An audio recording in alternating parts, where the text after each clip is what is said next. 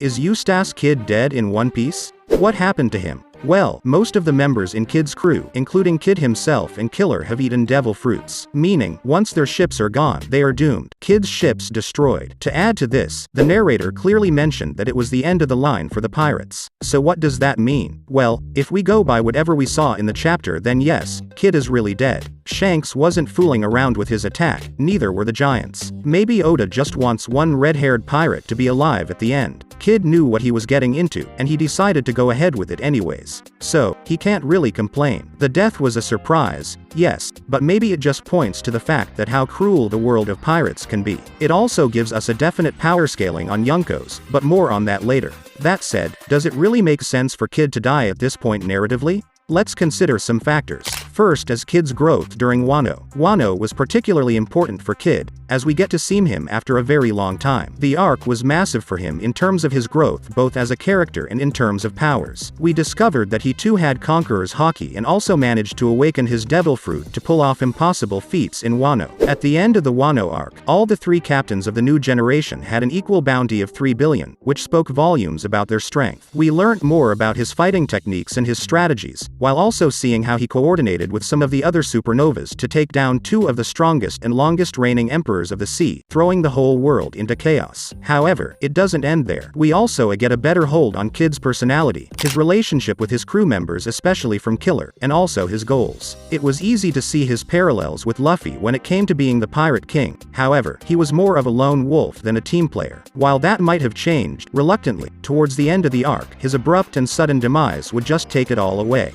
I feel that there is still a lot that Kid can offer to the story, and taking him off the picture now would be akin to heavily underutilizing a piece with high potential. So, how did Kid lose so easily? Let's talk about the power scaling aspect now. Does it make sense for Kid to lose that easily? Is Shanks so strong that even a person who fought against and defeated 2 other emperors got knocked out in one attack? If you think about how this scene went, you'll realize that it's exactly like the first time Luffy and Kaido fought, which Kaido won shotting Luffy with a Thunder Bagua. Does this imply Kid will come back again like Luffy to conquer the Emperor? Will we see another Wano-like growth arc for Kid where he finally learns how to use his Conqueror's Haki properly? There are so many questions and so few answers. Let's start over from the beginning again. Did Kid really lose in a single attack? I would say yeah. For the longest time Shanks' abilities were unknown, with us getting the tiniest of glimpse of it in Wano, when he scared away Ryokugyu from miles away. In fact, this is probably the first time we're even seeing him fight properly in the whole series. As Roger's successor, he was able to use Divine Departure and is also established